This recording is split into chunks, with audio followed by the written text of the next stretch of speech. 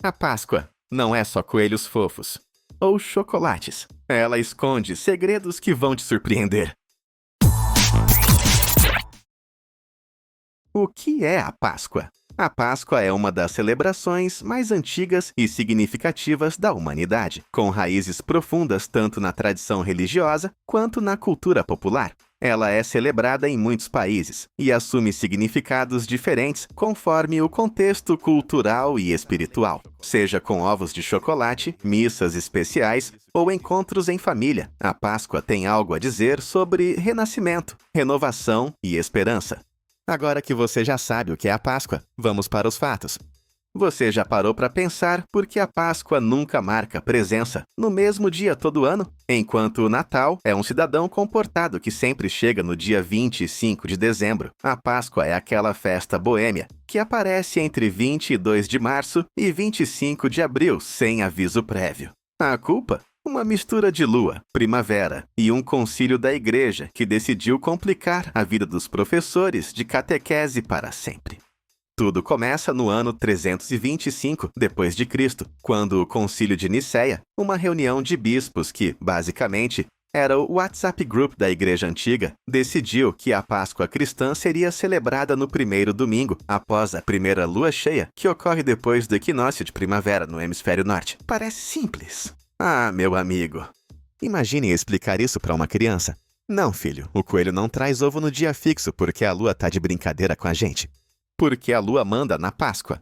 A resposta está no calendário judaico, que é lunar e não solar como o nosso. A Páscoa original, Pesach, era celebrada no 14º dia do mês de Nissan, que sempre começava na lua nova. Os cristãos, querendo diferenciar sua celebração e evitar confusão com os judeus, adotaram a regra da lua cheia pós-equinócio. Mas espere, o equinócio de primavera, quando dia e noite têm a mesma duração, era fixado em 21 de março, mesmo que astronomicamente ele possa cair no dia 20. E aí, se a lua cheia fosse 20 de março, a Páscoa só rolava depois da próxima lua cheia.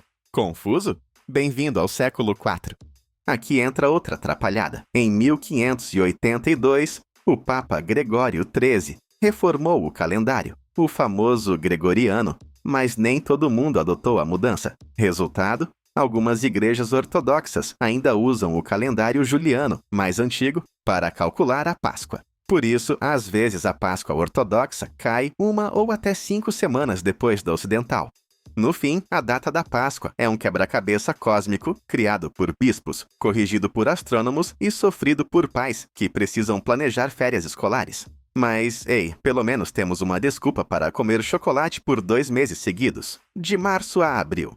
Enquanto hoje associamos coelhinhos fofos à Páscoa, a história real é bem diferente e envolve uma deusa pagã e uma baita confusão cultural. Tudo começa com Eostre, ou Ostara, deusa germânica da primavera e fertilidade, cujo símbolo era um ovo ou uma lebre, não exatamente um coelho. Os povos antigos acreditavam que esse animal representava renascimento, por se reproduzir rápido. Quando missionários cristianizaram a Europa, fundiram a festa de Eostre com a Páscoa cristã para facilitar a conversão. A lebre virou coelho, que representava a ressurreição. E os ovos, já usados em rituais de fertilidade, foram batizados como símbolo da ressurreição também, porque ambos representam fertilidade, nova vida e renovação. Resumindo, a igreja medieval fez um CTRL mais C mais CTRL mais V em símbolos pagãos e disse: agora é cristão, pode confiar. Na Idade Média, a igreja proibia ovos durante a quaresma, como parte do jejum.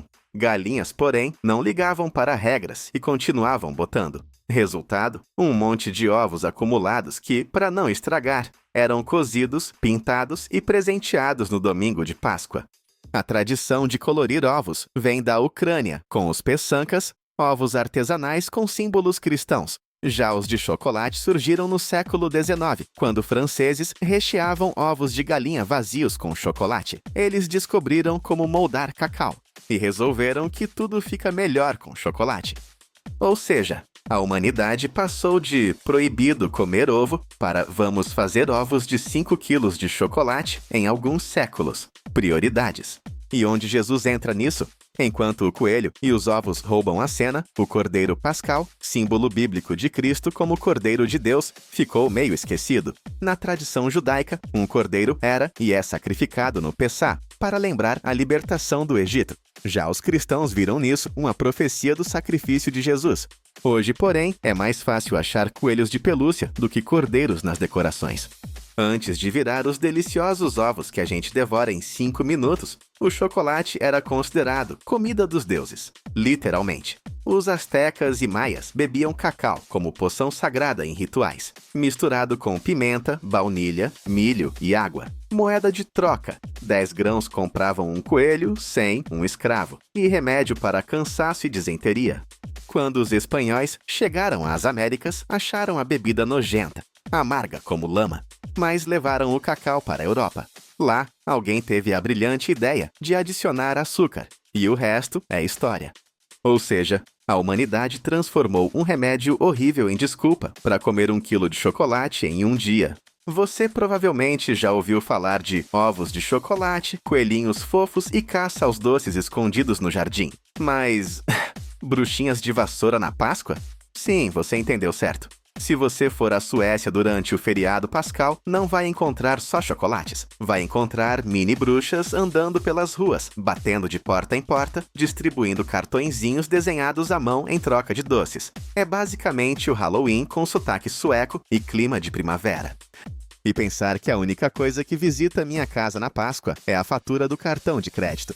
A história por trás das bruxinhas da Páscoa vem de uma antiga crença escandinava. Segundo a tradição, na quinta-feira antes da Páscoa, chamada de Skertorsdagen, as bruxas voavam para um lugar chamado Blåkulla, a Montanha Azul, onde se encontravam com o próprio diabo para um grande banquete. Não se sabe se serviam almôndegas suecas, mas provavelmente tinha café, porque é Suécia. E café é quase religião.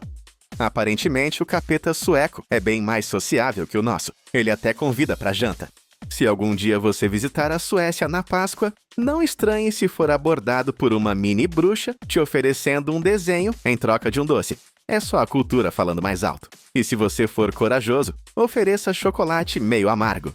Dizem que as bruxinhas preferem, ou pelo menos ficam menos agitadas com menos açúcar.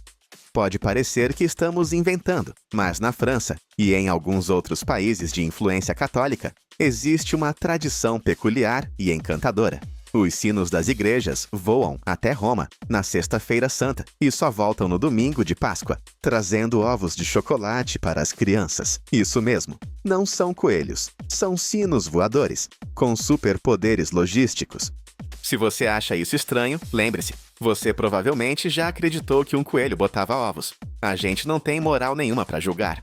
Na Noruega, a Páscoa é tempo de ler suspenses policiais e histórias de crime. Sim, você não entendeu errado. Enquanto o resto do mundo come ovos de chocolate e procura coelhinhos escondidos no quintal, na Noruega, o feriado da Páscoa é a época oficial dos romances policiais. É chamado de Påskekrim, literalmente crime de Páscoa.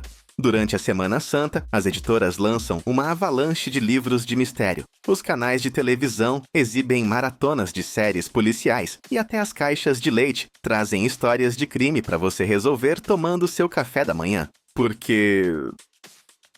nada como um mistério policial literário para acompanhar sua torrada com geleia. A origem dessa tradição vem de 1923, quando 2 autores publicaram um romance policial chamado Trem de Bergen, Saqueado à Noite. O livro fez tanto sucesso que editoras começaram a investir em publicar livros de crime durante o feriado de Páscoa, o que acabou gerando a tradição que dura até os dias atuais. A única coisa mais misteriosa que um bom Påskekrim é como aquele ovo gigante de chocolate desapareceu da geladeira. Spoiler, foi o tio, sempre o tio.